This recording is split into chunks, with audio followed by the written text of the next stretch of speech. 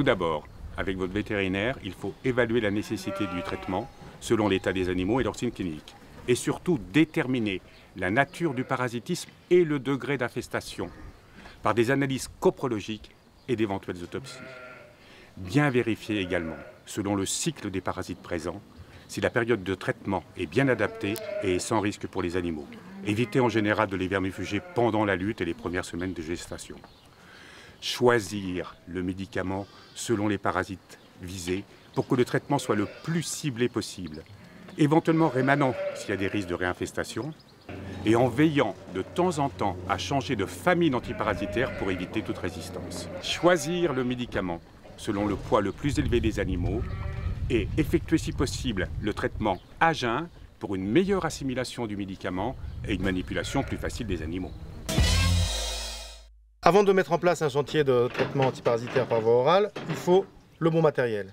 Il faut le préparer à l'avance, comme ça, sur une table auprès du chantier. Première des choses, utilisation de gants jetables par rapport à l'utilisation de produits et la manipulation des animaux. Ensuite, évidemment, il nous faut le produit antiparasitaire, c'est la base de tout, un entonnoir pour pouvoir verser le produit dans l'outre réservoir, et puis, évidemment, le pistolet drogueur, et sans oublier un crayon marqueur pour marquer tous les animaux traités. Avant de débuter le traitement, on vérifie bien son appareil. On vérifie notamment la canule, qu'elle soit bien serrée et qu'elle soit bien orientée pour être adaptée à la bouche de l'animal. On vérifie aussi le serrage du réglage de la dose pour éviter les changements de dose en cours de traitement. Pour droguer un animal, donc il faut attraper la tête de l'animal, avec le pouce, lui ouvrir légèrement la bouche. On introduit la canule au niveau de la commissure des lèvres,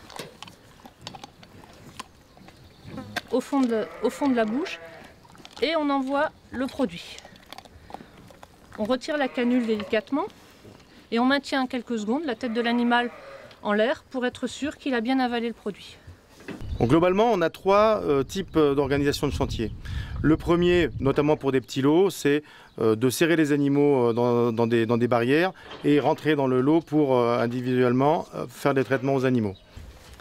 Bon, lorsqu'on traite un lot d'animaux dans une case, la difficulté c'est de contenir l'animal qui a tendance à vouloir nous échapper.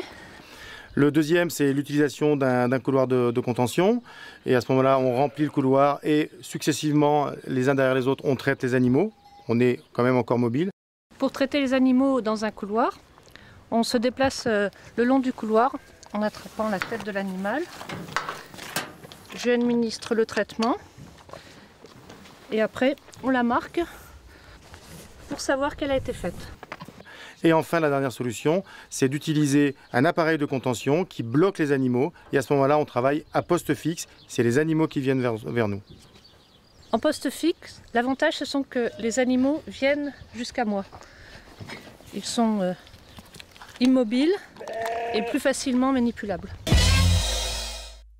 À la fin du chantier, il faut penser à nettoyer minutieusement le matériel et à bien conserver le médicament dans une armoire pharmacie fermée à clé.